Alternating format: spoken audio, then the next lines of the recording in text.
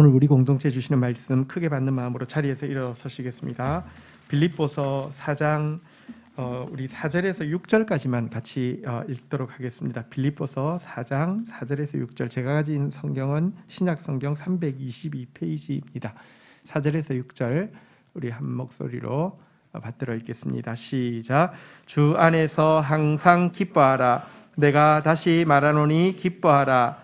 너희 관용을 모든 사람에게 알게 하라. 주께서 가까우시니라. 6절 같이 읽겠습니다. 아무것도 염려하지 말고 다만 모든 일에 기도와 간구로 너희 구할 것을 감사함으로 하나님께 아뢰라. 아멘. 자리에 앉으시겠습니다. 우리 예배를 드릴 때마다 느끼는 것은 성령의 교통하심입니다. 오늘 우리 송희숙 권사님 하나님 주시는 기쁨에 대해서 나누었고요. 또 우리 청년부 수련회 주제가 뭔지 아십니까? 요겁니다. 네, joyful, 기쁨입니다. 오늘 또 같이 나누고자 하는 말씀도 기쁨에 관한 것입니다. 우리 제목 한번 따라하겠습니다. 기쁨의 훈련. 우리 4장 4절 같이 읽고 시작하도록 하겠습니다. 4장 4절 읽도록 하겠습니다.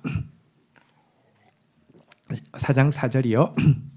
읽겠습니다. 시작. 주 안에서 항상 기뻐하라. 내가 다시 말하노니 기뻐하라.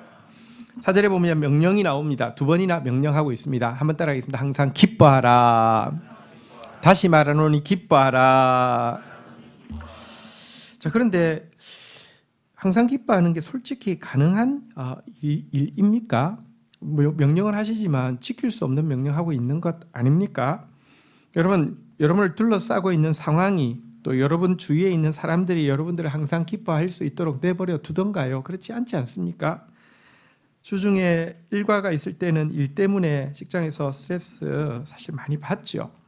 또 쉬는 날이 되면 좀 쉬어야 되겠다 하지만 집안에 빈둥거리는 남편 때문에, 아이들 작심하고 책을 한 줄도 안 읽는 아이들 때문에 또 주말에는 주말대로 짜증이 납니다.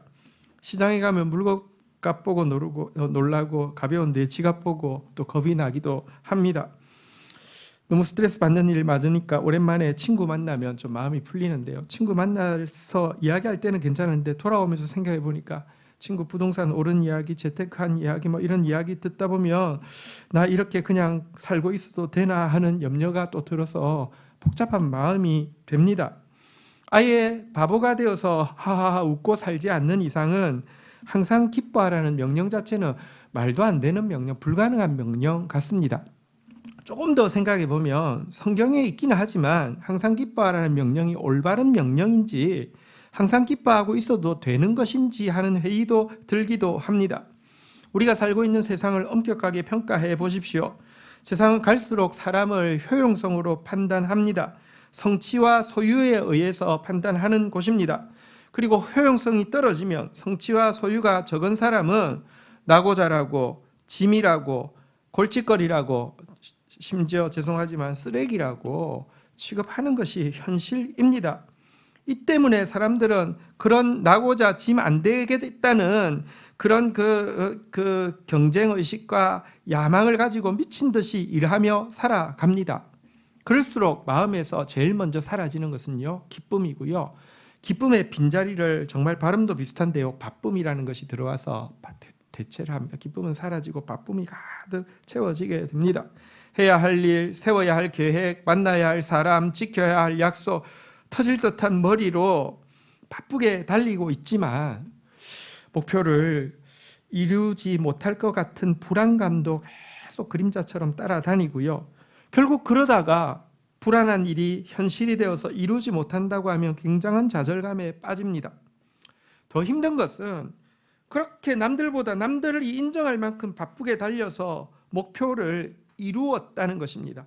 근데 이루고 나서 내 마음 깊이에 들어오는 마음은요, 당장은 이루었을 때 성취감도 있고 사람들도 막 우러러 보는 거 보면서 으쓱대기도 하지만 내 마음 깊은 곳에 차지하는 마음을 한마디로 이야기하면 씁쓸한 공허감입니다. 이것 때문에 내가 이렇게 미친 듯이 살았나? 이게 그럴 만한 가치가 있는 것인가? 씁쓸한 공허함이 차지하게 됩니다. 그래서 세상의 모든 사람들은 분노에 사로잡혀 있습니다. 못 이룬 사람들, 그래서 좌절하는 사람들도 분노하지만 이룬 사람들, 그래서 공허한 사람도 이것 때문에, 겨우 이것 때문에 하는 분노가 꽉 차 있습니다. 그리고 세상의 속도가 빨라질수록 이런 분노는 가속되고 있고요. 곧 세상이 뒤집어질 것 같은 양극화가 진행이 되고 있습니다. 이게 우리가 살고 있는, 발딛고 있는 세상인데 여기서 항상 기뻐하라는 교훈이 말이 되는 교훈이냐 말입니다. 근데 먼저 왜 우리를 둘러싼 상황과 사람들이 우리를 기뻐하도록 내버려 두지 않는가? 왜 우리가 살아가는 이 세상 전체가 이렇게 경쟁하고 약육강식에 그리고 분노에 가득 찬 세상이 되었는가? 이유를 살필 필요가 있습니다. 성경은 이유에 대해서 알려주고 있는 책입니다.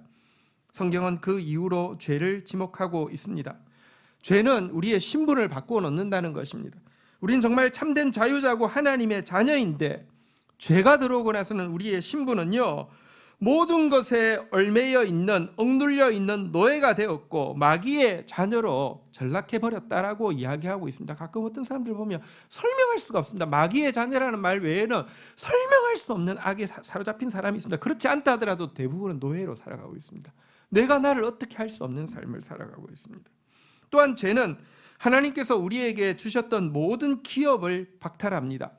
각 사람에게 하나님은 기업을 주셨다라고 이야기합니다. 이 기업이 뭘까요? 우리 내면 안에 어떤 소명이 있습니다. 때가 되어서 어떤 접촉점을 통해서 소명이 딱 끄집어낼 때 이게 나를 이 세상에 살라고 보내신 이유구나 발견하는 그걸 소명이라고 합니다.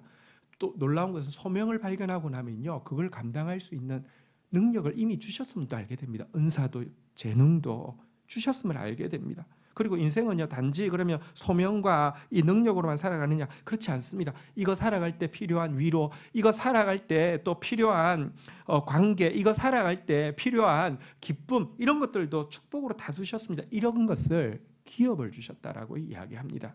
하나님은 여러분들에게 기업을 주셨습니다. 그런데요, 죄는 우리의 기업을 박탈합니다. 그리고 도리어 고리대 빚쟁이 아래에서 신음하는 빚진 자가 되게 합니다.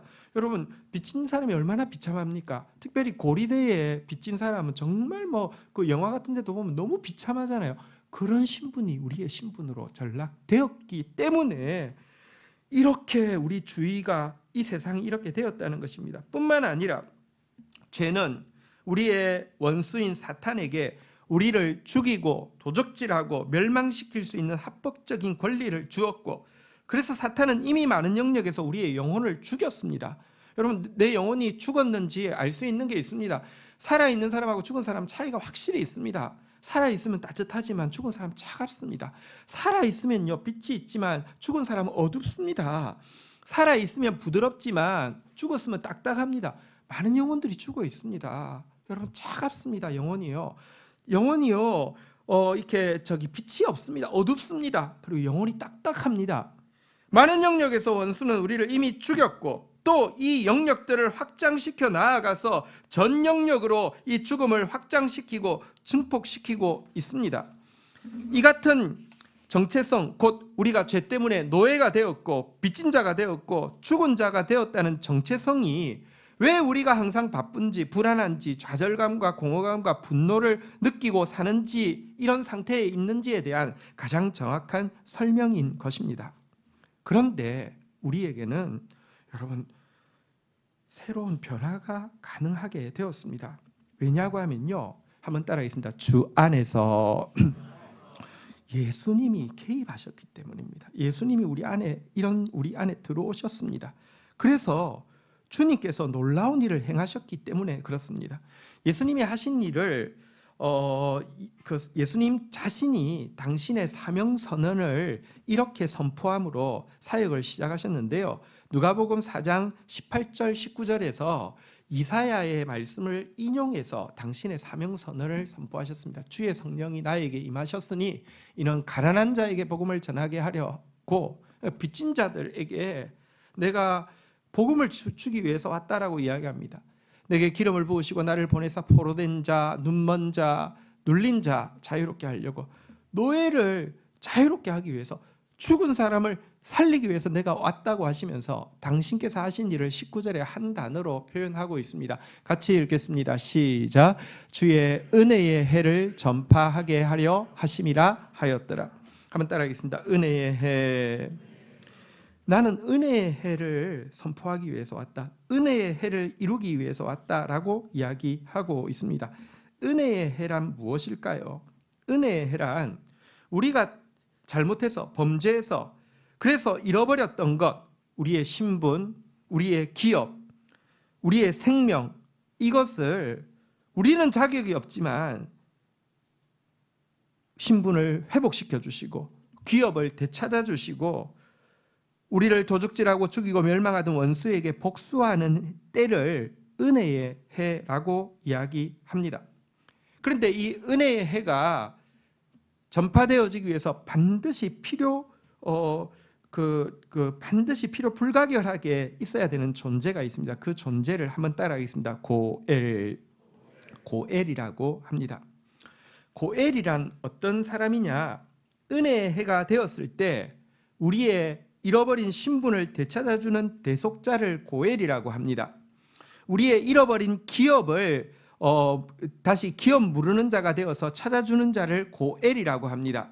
우리의 원수를 갚기 위해 피해 보복자가 되는 자를 고엘이라고 합니다. 그래서 고엘이라는 단어는 한글 성경에 한번 따라하겠습니다. 대속자, 기업 무르는 자, 피해 보복자, 이게 고엘이라고 하는데요. 이게 은혜의 해가 되려고 하면 고엘 없이는 안 됩니다. 사실 성경에는 은혜의 해, 달리 이야기하면 기쁨의 해이기 때문에 희년이라고 하는데요. 희년에 대해서 명령은 있지만 이것이 인간 사회 이스라엘 안에 역사적으로 한 번도 제대로 시행된 적은 없습니다. 왜냐고 하면 참된 고엘이 없기 때문에 그렇습니다.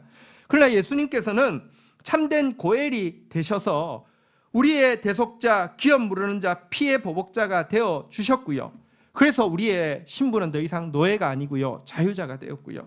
우리는 더 이상 기업을 잃어버린 빚진 자가 아니라 기업을 상속할 상속자가 되었고요. 우리는 더 이상 죽은 자가 아니라 주 안에서 산 자가 되었습니다. 우리가 한 일 때문에는요, 우리가 항상 기뻐해서는 안 됩니다. 하나님 기뻐하라고 해도 우리가 한 일을 생각하면 때때로 침울해져야지 마땅합니다. 그러나 우리에게 오늘 명령은요, 항상 기뻐하라는 것이 아니라 한번 따라하겠습니다. 주 안에서 항상 기뻐하라. 그 고엘 대신 주님이 행하신 일을 생각할 때에는요, 항상 기뻐할 수 있고 항상 기뻐해야 된다는 것입니다. 은혜의 해가 되었을 때 사람들의 기쁨이 어땠을지 한번 상상해 보십시오. 빚진 자인데 빚이 다 탕감받았습니다. 피 웃고 말았을까요? 노예였는데 자유자가 되었습니다. 죽은 사람, 죽어가고 있는 사람이 산 사람, 살리는 사람으로 변화되었습니다. 피식 웃고 말았을까요? 환호성을 지르면서 날뛰었을 것입니다. 그래서 사실 은혜의 해라고 번역된 이 이사야서 원어 라존이라는 게 사실은요, 날뛸 듯이 기뻐하다, 그런 뜻을 가지고 있습니다. 어쨌든 우리는 주 안에서 항상 기뻐할 수 있는 사람으로 회복되었고, 나 때문은 아니지만 주님 때문에 우리는 항상 기뻐해야만 하는 존재로 바뀌게 되었습니다. 한번, 이것은 명령이고 축복입니다. 불가능한 거 요구하는 게 아니라 변화되어진 축복을 우리에게 누리라는 것입니다. 서로 격려하겠습니다. 주 안에서 항상 기뻐합시다. 못 들었을 수도 있습니다. 다시 말하지만 기뻐합시다. 5절 한번 보도록 하겠습니다. 5절 같이 읽겠습니다. 시작. 너희 관용을 모든 사람에게 알게 하라. 주께서 가까우시니라. 자, 제가 이 관용이라는 단어를 설명하기 위해서 조금 더 근원적으로 돌아가서, 근데 왜 예수님은 우리에게 은혜의 해를 전파하셨을까요? 왜 예수님은 우리에게 은혜를 베푸셨을까요? 우리 자격 없잖아요. 그리고 하나님은 우리의 죄를 대신하게 하기 위해서 당신의 아들을 보내시는 것, 그러니까 은혜를 베푸실 때 어떤 마음으로 하셨을까요? 참 못됐고 못났지만 내가 한번, 내 아내면 누가 희생하겠어? 내가 희생하지. 예수님께서 그런 마음으로 하시고, 하나님도 야 진짜 속상하고 화는 나지만 너 말고 할 리가 없으니 네가 해. 차마 얼굴을 못 보겠네. 이러면서 이런 마음으로 은혜를 베푸셨을까요? 우리에게는 이 일이 분명 너무 고마운 일이긴 하지만 하나님께는 너무 속상하고 슬픈 일이 아니었을까요? 근데 하나님이 왜 은혜를 베푸셨을지 이유를 우리가 정확하게 알아야지만 이 관용이라는 단어를 이해할 수 있습니다. 여러분 은혜는 한번 따라하겠습니다. 카리스. 근데 카리스라는 단어의 어원, 그러니까 말의 뿌리는요. 한번 따라하겠습니다. 카이로. 카이로. 그러니까 은혜의 뿌리는 카이로인데요. 카이로가 무슨 뜻이냐고 하면 가눌 수 없는 기쁨, 날뛸 수밖에 없는 즐거움을 이야기하는 단어입니다. 이 카이로라는 단어가 성경에 쓰인 용례는 뭐냐고 하면 여러분 99마리를 두고 한 마리를 찾으러 갔는데 찾아서 오거나 계속 헤드락 걸고 막 이렇게 하면서 정신을 이러지 않았잖아요. 뭐라고 이야기했냐고 하면요. 진실로 너희에게 이르노니 만일 찾으면 길을 잃지 아니한 99마리보다 이것을 더 한번 따라하겠습니다. 기뻐하리라.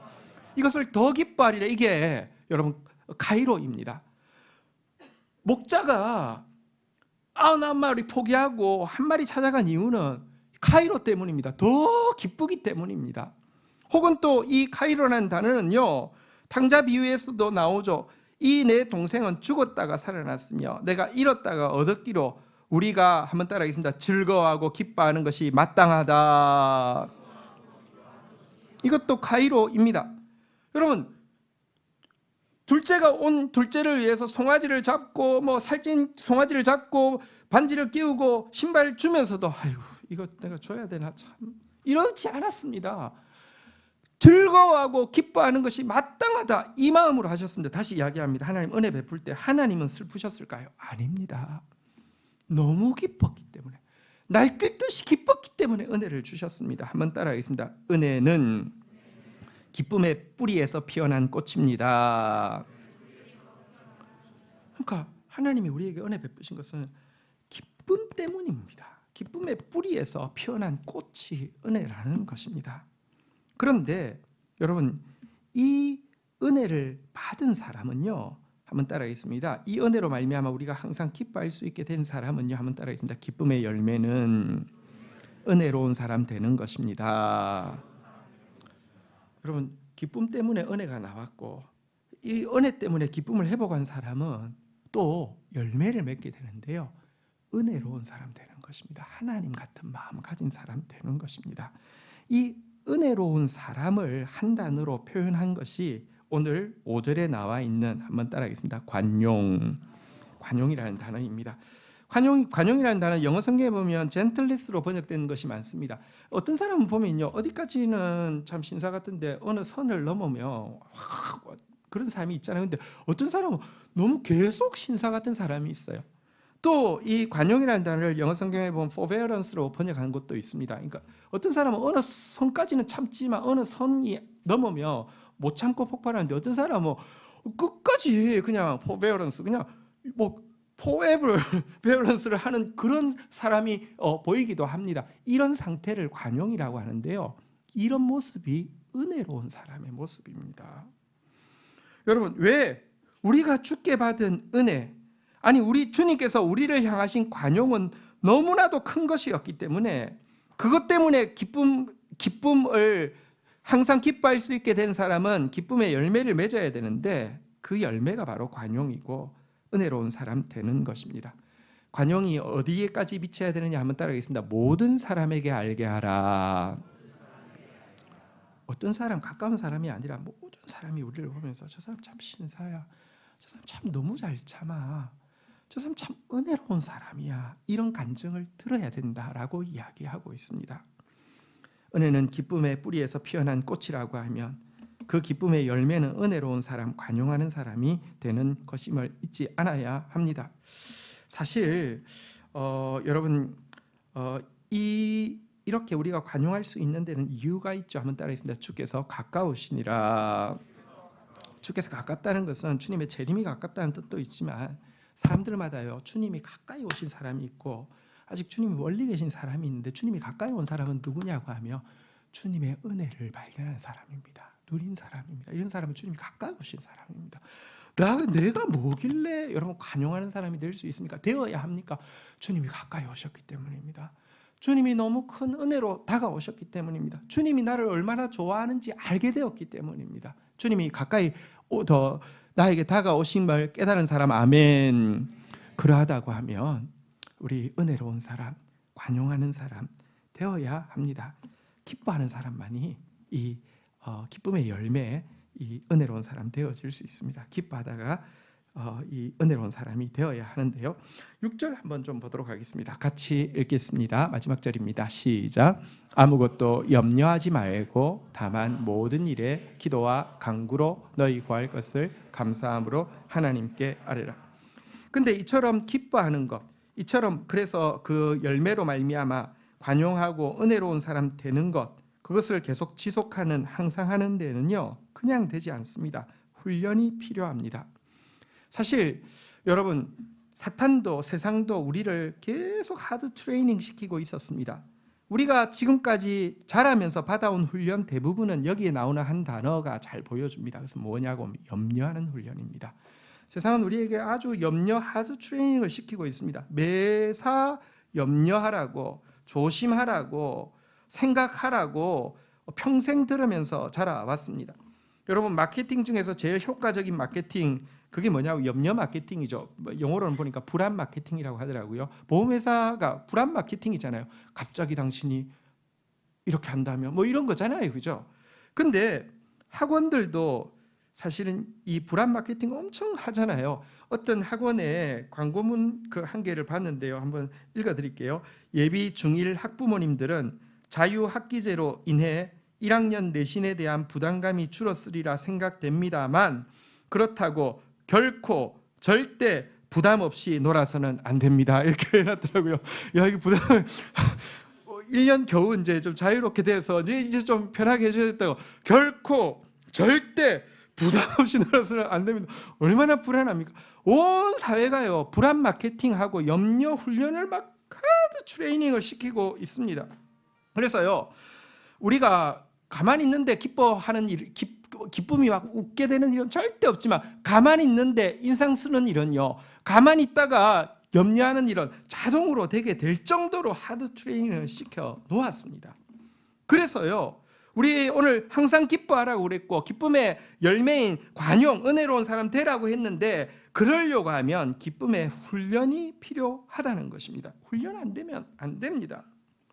여러분, 우리는 고엘 되시는 예수 그리스도를 신뢰함으로 말미암아 주님이 하신 일인 은혜의 해라는 이 진리를 믿음으로 말미암아 자꾸 훈련해야 합니다. 웃는 훈련을 해야 합니다. 스크루테이프의 편지에 보면 웃음에 대해서 사탄이 자기 쫄개에게 이렇게 이야기합니다. 웃음은 우리에게 이로울 게 없고 항상 맥 빠지게 만드는 것이다. 게다가 그 현상은 그 자체가 정남이 떨어질 뿐 아니라 지옥의 현실성과 엄격성을 환자들로 하여금, 이 환자는 기독교인을 이야기합니다, 비웃고 모독하게 만든다라고 충고하면서 절대 그러니까 기독교인들 웃지 못하게 하라고 이야기하고 있습니다. 지령을 내리고 있습니다. 그러니까 우리가 해야 될 일은 사탄이 시키는 거 반대로 하면 됩니다. 마스크를 써서 이빨 12개 보이게 하려고 했는데 그거는 불가능하니까 소리 내어서 한번 옆 사람 보면서 한번 하하하하 이렇게 한번 웃겠습니다. 시작. 별거 아닌 것 같지만 굉장히 중요합니다. 이거 하면요, 사단이 갑자기 분위기 싸해지고요, 갑자기요 정남이가 떨어지고요, 갑자기 좀 무섭고요. 우리의 웃음이요 지옥을 흔드는 소리입니다. 웃는 거 굉장히 중요합니다. 여러분, 저 사실 웃음을 생각하면 한 가지 진짜 우픈 그런 기억이 있습니다. 제가 28살에 군대 갔는데 그 신병 교육대에 이제 가서 교육을 받는데 우리 사단장님이 좀 이상하셨습니다. 그래가지고요, 뭐 무슨 조심약 이 약을 먹으면 하면서 이 조심약이라는 A4 한 3장짜리 글을요 전 사단 사병들이 다 외우게 했습니다. 이걸 먹으면 뭐가 좋고 그러니까 조심하라는 내용이죠. 글도, 저는 글 쓰는 사람인데 글도 글 같지 않은 글인데 누가 쓴 글을 마음에 들었다면서 다 외우라고 해서 A4 3장짜리를 아침에 다 해가지고 한 사람씩 나와서 발표하게 했어요. 정말 이상한 분이시죠. 그런데요, 이분이 저기 신교대 수료자들한테 이렇게 그 악수를 전원 다 하게 하는데 그 자리에서 이렇게 이빨을 12개 보이면서 이런 식으로 웃으라고 이렇게 시켰습니다. 잘 웃으면 포상휴가를 보내주겠다고 했습니다. 그러니까 이제 훈련 막바지에는 거울 이렇게 전신 거울 앞에서 항상 가면서 이렇게 웃는 연습을 하라고 해서 저 28살짜리인데 계속 이제 보면서 웃는 연습을 하는데 28살이라도 이등병은 이등병이거든. 막 내가 거울 비친 내 모습을 너무 초라한데 웃으라고 하니까 웃는 모습은 더 웃긴데 혹시라도 그래도 잘 해가지고 포상휴가를 가면 아내가 기다리고 있으니까 저는 결혼하고 갔으니까 이거 받을 수 있을까 해서 신경 쓰니까 더 이상하고 얼굴이요. 막 그걸 볼 때마다 만감이 교차했고 물론 상도 못 받았지만 그런 훈련을 그래도 사단장이 하라고 하니까 막 영관주연 이렇게 했던 기억이 지금 나는데요. 이병도 아니군요. 훈련병이군요. 근데요, 하나님이 우리한테 명령하시잖아요. 그러니까 항상 기뻐하라고 웃으라고. 여러분, 하나님 앞에서 웃는 거 되게 중요합니다. 우리 다시 한번 이빨은 안 보이지만 다시 한번 하하하하. 네, 한번 옆 사람한테 이렇게 이야기합시다. 진작 웃지 그랬어요. 그럼 혹시 교회 오다가 싸우고 온 사람 있지 않습니까? 근데 사실 다시 생각해보면 뭐 때문에 싸우는지 잘 모릅니다. 웃으면 그냥 다 풀릴 문제인데요. 웃는 거 되게 훈련이 필요합니다. 근데 제가 설교 제목을 기쁨의 훈련이라고 썼다가 사실은요 더 적절한 제목이 있다는 생각이 들었는데 그 제목은 무엇이냐고 하면 한번 따라하겠습니다. 기쁨을 위한 싸움. 훈련 정도로 되지 않는다는 사실도 발견했습니다. 성경에 보면 예수님께서 사단의 한 이름을 알려주셨습니다. 한번 따라하겠습니다. 너희 기쁨을 빼앗을 자. 사탄의 이름입니다. 너희의 기쁨을 빼앗을 자가 사탄의 이름입니다. 그리고 우리에게 보장도 해주셨죠. 한번 따라하겠습니다. 너희 기쁨을 빼앗을 자가 없으리라. 절대로 사단이 우리 기쁨 빼앗아 가지 못하도록 내가 이랬다 이런 말씀인데요. 어쨌든 사단은 우리 기쁨을 빼앗을 자입니다. 지금도 거짓말을 통해서 거짓말을 가지고 예를 들면 사람을 통해서든지 상황을 통해서든지 계속 예수님이 회복시켜 주신 이 놀라운 기쁨을 빼앗아 가려고 전쟁하고 있습니다. 시비를 걸고 있습니다. 여러분 근데 기억하십시오. 어떤 상황도 어떤 사람도 예수님께서 회복시켜 놓으신 이 기쁨을 빼앗아갈 충분한 능력과 권리를 하나님으로부터 부여받지 못했습니다. 전쟁입니다. 근데 이 전쟁에서요, 기쁨 쟁탈전이죠. 기쁨을 위한 싸움입니다. 이 전쟁에서 승리한 사람들, 예를 들면 다윗 같은 이 한번 보십시오. 지금 압살롬이 아버지를 반역하고 예루살렘을 차지해서요, 막 술 뭐 이렇게 새 음식 꺼내놓고 잔치를 벌리고 있습니다.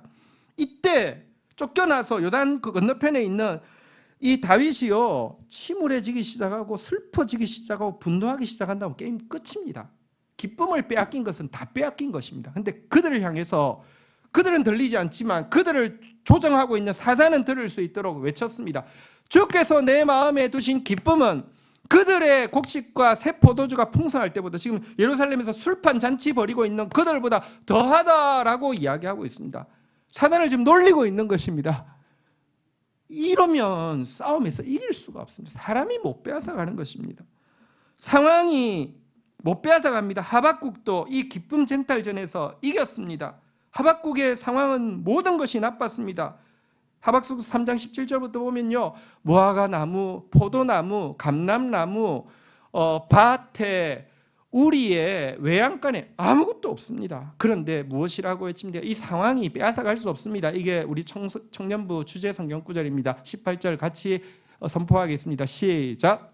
나는 여호와로 말미암아 즐거워하며 나의 구원의 하나님으로 말미암아 기뻐하리로다. 여러분 이러면 사단한테 지금까지 다 빼앗아갔는데 얼마 안 남았지만 더 빼앗아가봐. 뭐 이게 그냥 깔끔하게 다 가져가봐. 상관없어. 나는 여호와로 말미암아 즐거워하며 나의 구원의 하나님으로 말미암아 기뻐하리로다. 이렇게 되면요 게임 끝입니다. 기쁨을 위한 싸움에서 사단이 할 방법이 없는 것입니다. 그런데 문제는요, 이 전쟁에서 기쁨 쟁탈전에서 기쁨을 위한 싸움, 기쁨 차지하기 위한 싸움에서 기독교인들이 주로 이기는 것 같습니까? 지는 것 같습니까? 거의 지고 살고 있습니다. 대다수의 신자들이요, 이 기쁨 쟁탈전 전쟁에서 지고요. 지고도 이게 큰 엄청난 실패라는 걸 모르고 있습니다. 경험상 여러분들이 지금까지 교회를 다니면서 겪어본 신자들의 이미지를 요약하면 기쁨과 은혜이던가요? 은혜의 뿌리인 기쁨, 그리고 기쁨의 열매인 또 은혜로운 사람, 이게 신자를 규정하는 이미지인가요? 아니지 않습니까? 대부분의 신자, 좀 보통 착한 신자들에게서 보이는 분위기는 뭡니까? 자기 자신의 대한 죄책감, 수치감으로 말미암아 좀 톤 다운되어 있고 디프레스되어 있는 모습이 신자의 보편적인 모습입니다. 기쁨하고는 별로 상관이 없습니다. 또 어떤 신자들은요, 자기 자신을 바라보는 죄책감, 수치감을 남을 향해서 보기 시작하고는 정죄하고 판단해서요, 증오와 분노의 몸서리치는 이미지가 또 기독교인들의 이미지입니다. 이 두 쪽 다 기쁨 쟁탈전에서 처절하게 패배한 모습입니다. 모릅니다. 그게 그렇게 중요한지 모릅니다. 대표적인 무신론자 작가인 해밍웨이, 인생이 참 불행했죠. 또 자살하고요. 그런데 그가 그렇게 된 데는 독실한 기독교 신자였던 어머니의 영향이 사실은 100%인 것 같습니다. 아들이 자유분방한 삶을 살고 글을 쓸 때, 작가니까 그럴 수 있잖아요, 그렇죠?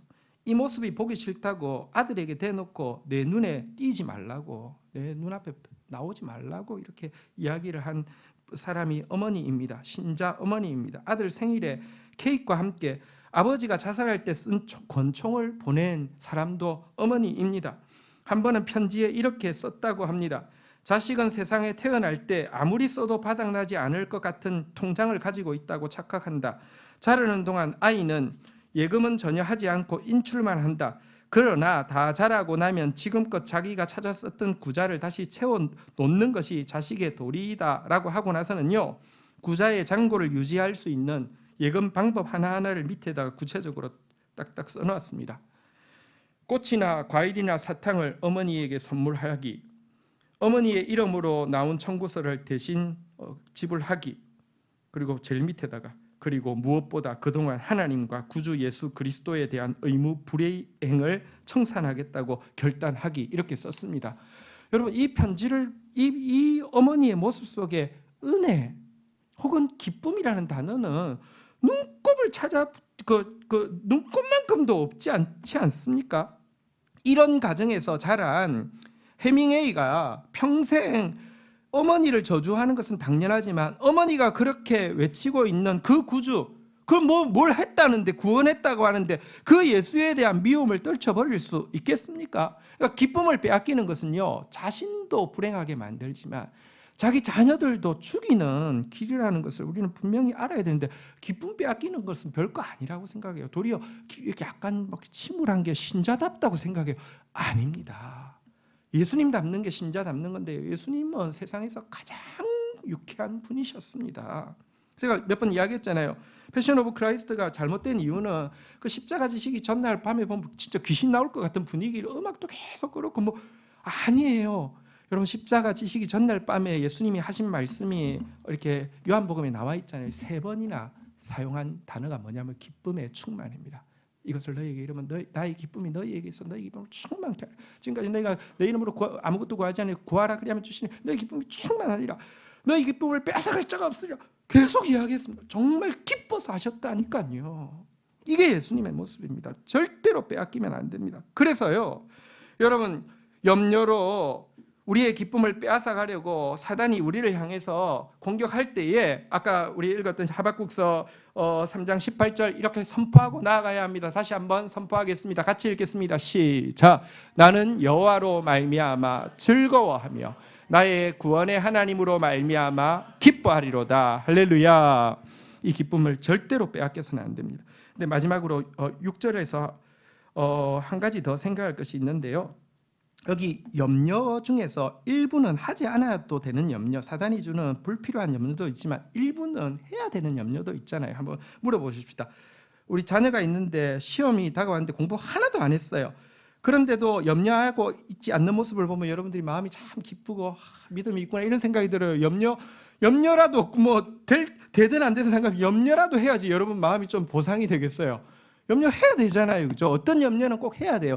사실 대부분의 염려는 불필요한 것이지만 어떤 염려는 해야 돼요.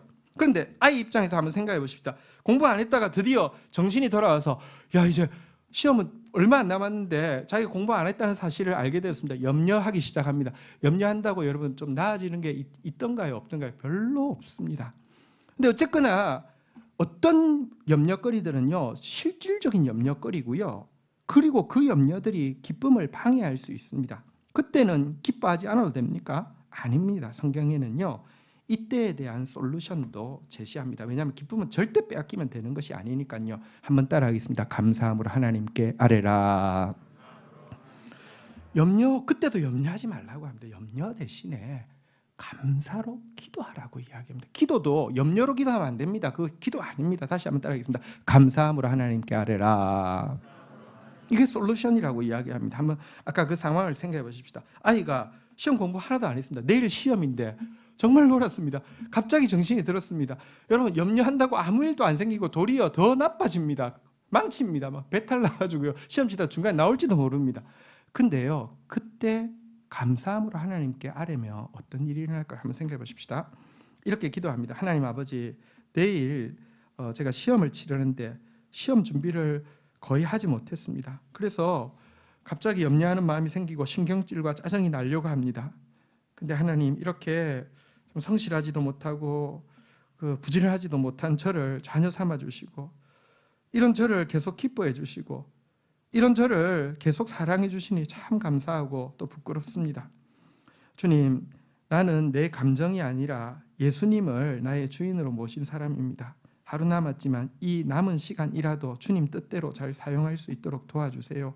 이렇게 기도하면요, 놀랍게는 7절에 보면요, 기도는 무의미한 것이 아닙니다. 꼭 하나님은 일하시는데요, 그리하면 모든 지각에 뛰어난 하나님의 평강이 그리스도 예수 안에서 너희 마음과 생각을 지키고, 갑자기 기도하고 나면요, 평화가 딱 찾아듭니다. 내일인데도요, 평화가 찾아듭니다. 그리고는요, 우리의 마음과 생각을 지키십니다. 보통 그쯤 되면 어떻게 합니까? IBM, 이미 베린 몸의 약자입니다. 요즘은 IBM이 없어서 근데 그게 아니라요, 마음과 생각을 지켜주십니다. 그래서 그 시간도 최선을 다할 수 있게 되고요. 그러면 그게 뭐 그렇다고 갑자기 막 성적이 막 이런 거는 기대하지 마십시오. 그렇지만 이 출발이 새로운 출발이 되게도 하시고요. 또 어떤 때는 정말 필요할 때는요, 그때 본 게 시험에 나와가지고요, 막 저도 막 그기도 하고 본 게 시험에 나와서 풀면서 너무 고맙고 미안해가 눈물이 나려고 할 때가 있습니다. 그러면서 신앙이 자라는 거예요. 오늘 기쁨의 훈련, 기쁨을 위한 싸움이라는 제목으로 말씀 나누었습니다. 한번 따라하겠습니다. 주 안에서 항상 기뻐하라. 기뻐하다가요, 한번 따라하겠습니다. 너희 관용을 모든 사람이 알게 하라. 따라하겠습니다. 아무것도 염려하지 말고. 사탄이 여러분 정말 우리 조종하는 거 아무것도 아닙니다.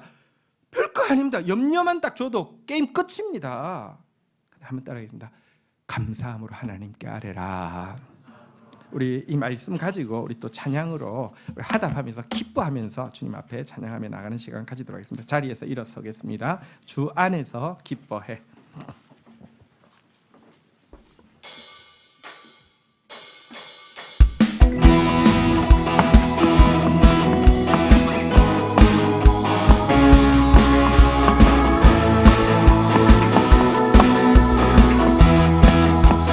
아멘.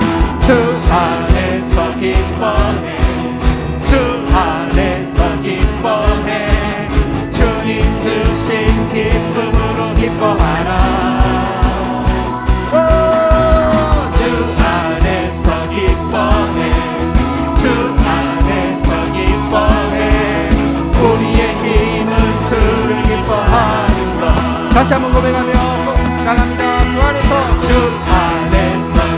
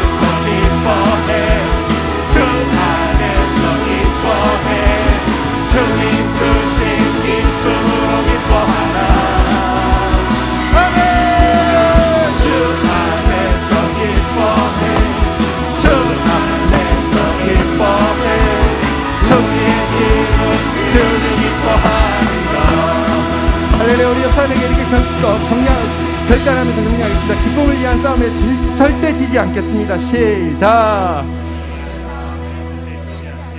아멘. 자리에 앉으시겠습니다. 우리 같이 한번 기도 심는 시간 가지도록 하겠습니다. 기뻐할 수 없는 것이 당연한 우리에게 항상 기뻐할 수 있는 엄청난 일을 주께서 하셨습니다. 그리고 이 기쁨을 누린 사람이만이 맺을 수 있는 은혜로운 사람, 관용의 사람이 될 수 있는 새로운 길도 열어주셨습니다. 어떤 때는 우리가 반드시 염려할 수밖에 없는 상황이 있습니다. 이때마저도 감사함으로 아뢰일 수 있는 길까지 마련해 주셨습니다.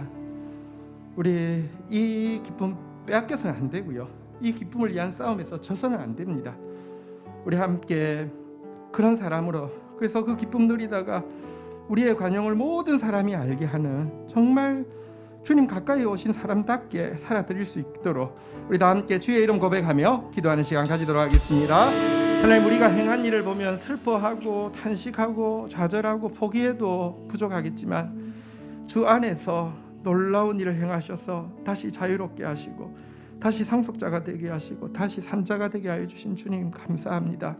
주 안에서 기뻐할 수 있는 사람 되게 해주셨고 주 안에서 관용할 수 있는 사람 되게 해주셨고 주님을 향해서 언제나 감사함으로 기도할 수 있는 사람 되게 해주셨사오니 기쁨 쟁탈전에서 절대 밀리지 않는 사람 되어지게 하여 주시며 기쁨으로 주님을 찬양하고 기쁨 가운데 주님의 새 일을 경험하는 주의 백성들 되도록 축사하여 주옵소서. 예수 그리스도의 이름으로 기도 올립니다. 아멘.